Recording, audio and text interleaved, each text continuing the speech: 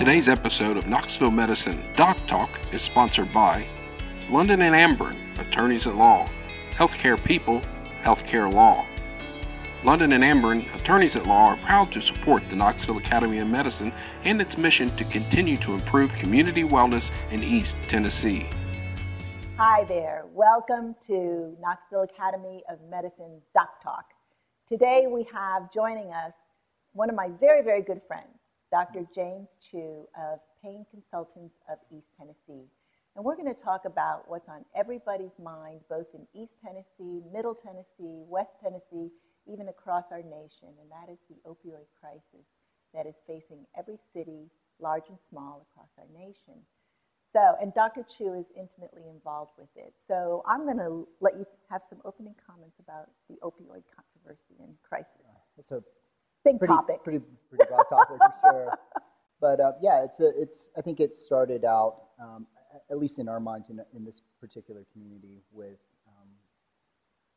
prescription drugs at first. There was a large push, maybe 15 plus years ago, in the medical community, and I think we've seen in pharmaceutical companies had a role in this, but physicians as well, federal government to really treat pain and treat it aggressively. I think we've learned a lot of mistakes from that initial well-intentioned effort, but opioids became synonymous with pain treatment. In other words, we believe that we could treat pain aggressively with opioid pills. And we were looked at some of the studies that some of them may have been false at the time, and some of the thoughts at the time were well-intentioned, but it seemed to cause a lot of problems. And we quickly became, in this country, some of the highest users of opioids, the highest users of opioids in the entire world. And obviously what we're seeing now today is a fallout of some of those thoughts. And so a lot of efforts in and around the city and throughout the state have been really pushed in the past 5 to 10 years to try to right the wrong, so to speak. Some of it has been good, and some of it has some other unintended consequences, which may or may not be so great. So it is a very complex issue. It is a bigger issue than I had ever thought. So many people, so many stakeholders out there have been involved. Everybody knows someone, multiple folks that have been affected by this, either personally, close to their families, themselves, and it's something that it continues to evolve. It continues to change, and I think sometimes the ideas that we had initially of trying to right the wrongs have led to us understanding more about addiction, really, in the end. But at the same time, we have to also be very aware of, hey, this was a problem that we wanted to really help others in pain, okay? And this was something as an effort to help people who suffer from pain.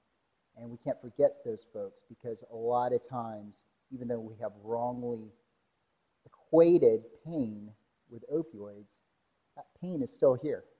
It's even a bigger problem, actually, than the actual opioid crisis, and we still have a lot of work to do there. It's so interesting and confusing at the same time. Like, I have 2 children, and they cut their finger, and one of them, no big deal. Right. And the other one, oh my goodness, the world is falling apart. So Sure. Pain is just not the same for everybody. No, it's not. And it's an emotional, sensory experience. Okay, so in other words, the sensations of pain have, for some, more of an emotional experience and less. And some of that is just how people were raised. Some of it is innate. Some of it, there are a lot of reasons how we perceive pain and what we do with it, how we experience it. So it's a very complex state, so to speak. Sometimes I found that if I offered the one child who had a lot of pain their favorite food, the pain went away. Well, it's pretty interesting, because there are pleasure centers in the brain that are oftentimes stimulated with certain foods, right? Sweets and whatnot. And that's actually, foods can be highly addictive because of the pleasure centers of the brain that are kind of affected by sweet foods and whatnot. So incidentally, there are certain drugs that are out there that can also stimulate the same area. So pleasure and pain and pain relief, they're all tied in the brain, and that's why what we're seeing today with the opioid crisis is very, very, very complex as well. So it's not surprising. Because everybody's so different. Everybody's so different. So in Pain Consultants of East Tennessee, you see all kinds of pain. Sure. What's the most common thing you see, and how do you treat it? Probably the two most common reasons for people to come are for lower back pain and also for neck pain. And actually nationwide, if we're looking at the reasons why people come to see the doctors, period, not even just pain doctors, the number one reason to access healthcare is for pain, and the top two of the four reasons are because of the neck and low back. And so it's very common. It's just the way that we're built that a lot of our pain can be set up in the lower back because we're creatures that stand on 2 feet, and a lot of the axial pain or the pain that sets into our lower back is experienced over time, many years, and certain injuries can be predisposed into those areas and also the neck. So long story short, neck and low back are very, very common reasons to see the pain doctor. Does posture have anything to do with that? Posture, core strength as well, basically the abdomen, the belly, and also the lower back. And also because we're a nation where obesity is a continuing problem, that when you have obesity, your core strength may be weaker, and on top of that, you have the extra weight. So it makes it more difficult for the back to kind of be resistant to pain. I have a good friend, and she's in this catch-22 where she gets steroids for her pain. She's a little bit overweight, gets steroids for her pain, makes her hungry. Sure. So she eats more. Yeah. And then the extra weight causes more problems on the knees Sure. and the hips. Yeah. And then, by then, the pain's so much, I say, well, let's go exercise, let's go walk. And then they're in too much pain to walk. Mm-hmm. So it's tough. And sometimes there's a kind of a spiraling effect as a result of just as you described. And so sometimes if we were to continue to do the same thing and expect a different result, right? So if I would just said, hey, let's just do more steroids, that might not be the best course. Maybe we have to pull back, rethink how to treat the overall person, which may include lifestyle changes, which are very, very, very, very difficult, first, in order to shed some of the weight. And also other approaches of moving, getting the person to move again. That's going to be super important in spite of their pain. There are other ways of moving in spite of the pain. Kind of looking at the entire lifestyle and picture of the person in order to get them to function again. I think that's really important, especially if you're in this cycle of problems. Mm-hmm. We can't continue to do the same thing and expect that person to do better. Yeah, get a success.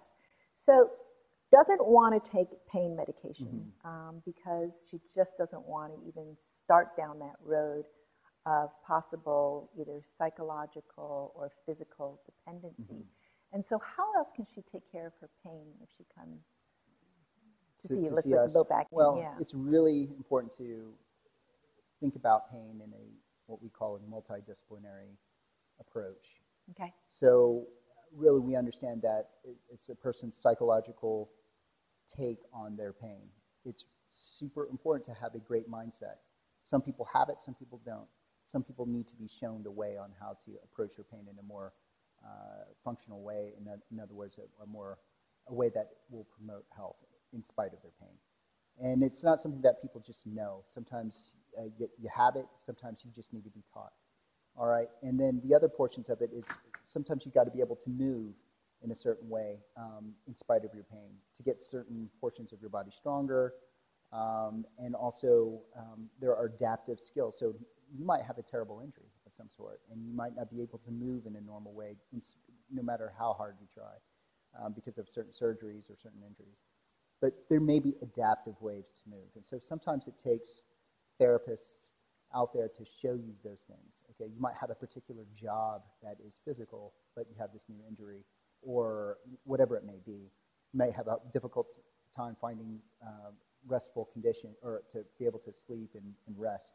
So sometimes occupational therapists can be quite helpful in helping you figure these things out. It's really important to get that kind of multidisciplinary view in order to get the best outcomes for yourself.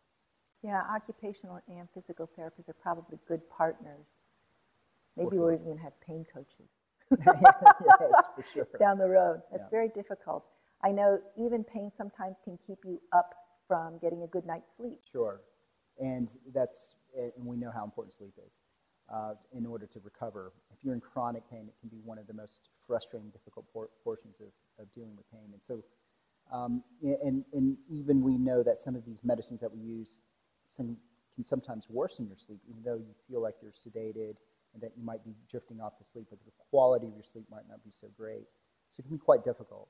And so a lot of times it's finding comfortable positions and also other techniques that are outside of medicine, meditation prior to sleep, good sleep habits, good sleep hygiene. So people need to know these things and exhaust those options prior to sometimes taking some pills to help them sleep. So I'm an optimist in You are an general. optimist, yes you are.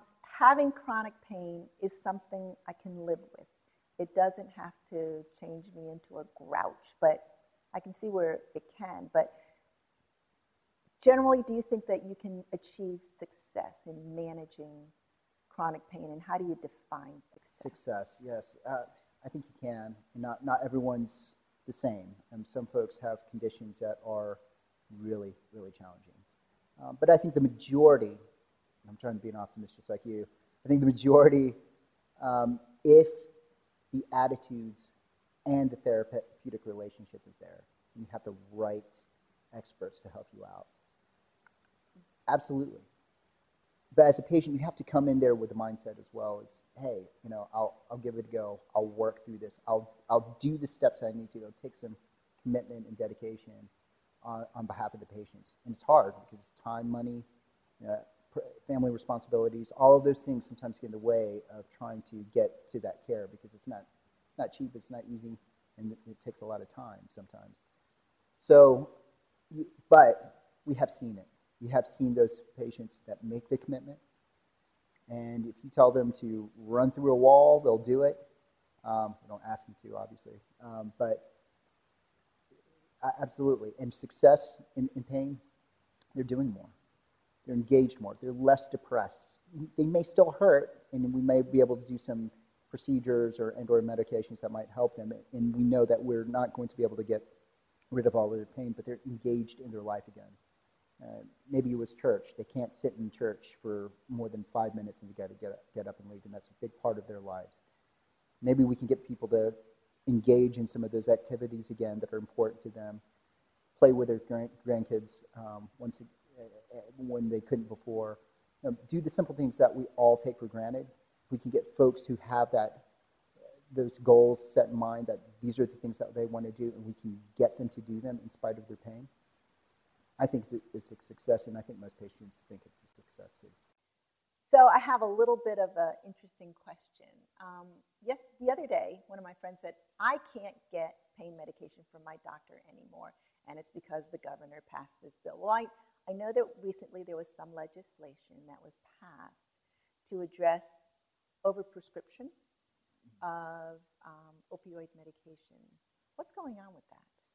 Well, I think that these are efforts by the state to look at all of the opioid medicines that were being written in the state. And Tennessee was one of the highest writers of opioids in the entire country. I think at one point we ranked 2. We still may be in the top 5 right now.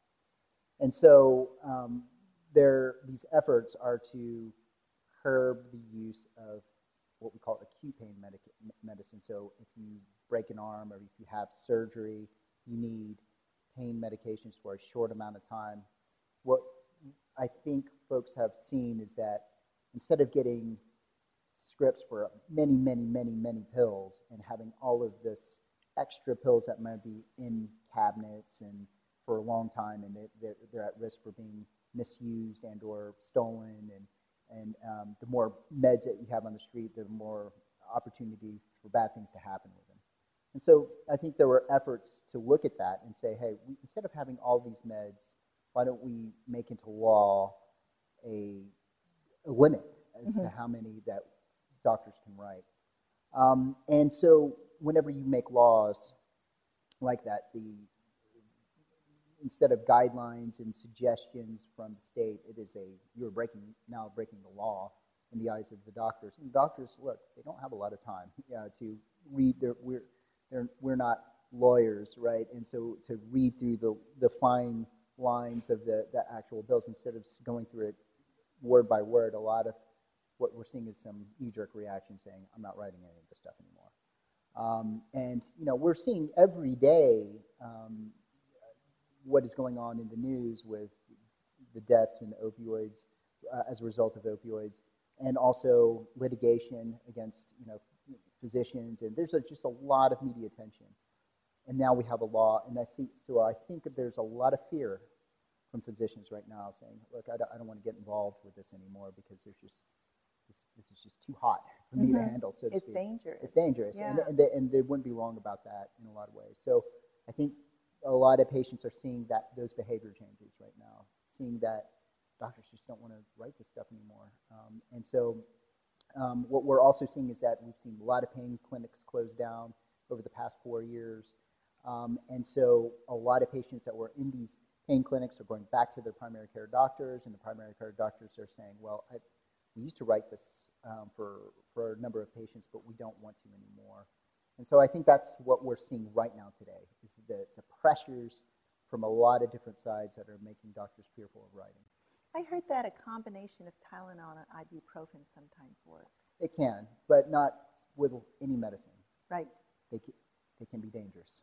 Right. And we know that Tylenol at higher doses have some negative side effects and negative consequences to certain organs of the body, namely the liver. Same thing with ibuprofen. Not everyone's a good candidate for ibuprofen as well because of its side effects with the stomach and the kidneys and the heart as well. So yes, these medicines can help. You have to be very careful. It's still a good idea to talk to your doctor before just taking medicines in general for your chronic condition. Good advice. Good advice. Thank you so much for helping us manage our pain. So if anybody needs an appointment with East Tennessee Pain Consultants. Pain Consultants of East Tennessee. Pain Consultants of East Tennessee. How do we do that?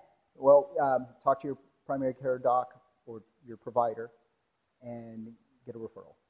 Okay. Thanks again. No problems. Good to see you. Good to see you. That's a wrap. That's a wrap.